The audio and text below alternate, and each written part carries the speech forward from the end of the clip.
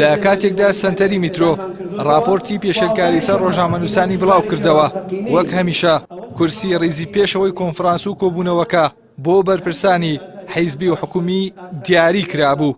لە هەمان کاتیشدا ژمارەیەک لە ڕۆژنامەنووسان پێیان وایە بەشێک لەو بەرپرسانە خۆیان یان حیزبەکانیان هۆکارن بۆ بەرزبوونەوەی ئاماری پێشێلکاری و کوشتن و تیرۆرکردنی ڕۆژنامەنووسان. هاوکات ڕۆژنامەنووسێکیش دەڵێت نابێت ئەو حیزبانە بە قاچێک بەرگری لە ئازادی ڕادەبڕین بکەن و بە قاچەکەی دیکەشیان شەق لە ڕۆژنامەنووس هەڵبدەن.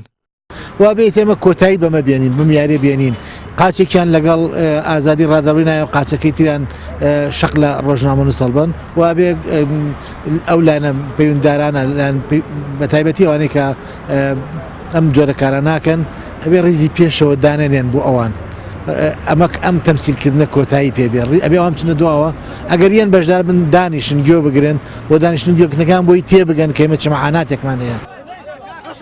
هەرێمی کوردستان بە یەکێک لە خراپترین ناوچەکان دادەنرێت بۆ کاری ڕۆژنامەوانی بەو پێی ئاماری پێشێلکاری و کوشتن و لێدانی ڕۆژنامەنووسان ساڵ لە دوای ساڵ لە بەرزبوونەوەدایە.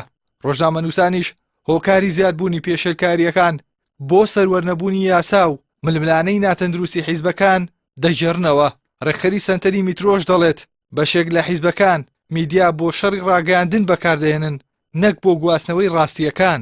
ئەناوە نییە کە حزب میدیای نابێ حزب میدیای هەبێ حزب هەموو حیزبە میدیای خۆی هەیە و ئەمانی خۆی هەیە بەڵامەوەیە کە میدیاکان بۆ شەڕی خۆیان بەکارێنن نەک بۆ نەقلی حەقیقەت بۆ ئەگەر هین نەبم عنی تۆزێ ناخۆشتر قسەکەم بۆ درۆگانی خۆیان بەکارێنن نەک بۆ ڕاستی.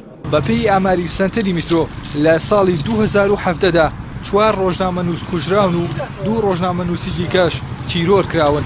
هاوکات 419 پێشێلکاری بەرامبەر بە 338 ڕۆژنامەنووس ئەنجام دراوە. لە نێویشیاندا ڕۆژنامەنووسانی کەناڵی ئاسمانی پەیام هەیە کە لەلایەن هێزەمنیەکانەوە ڕوبەڕووی ڕێگری و هەڕەشە و لێدان و دەستگرتن بەسەر کەلوپەلە ڕۆژنامەوانیەکانیاندا بوونەتەوە.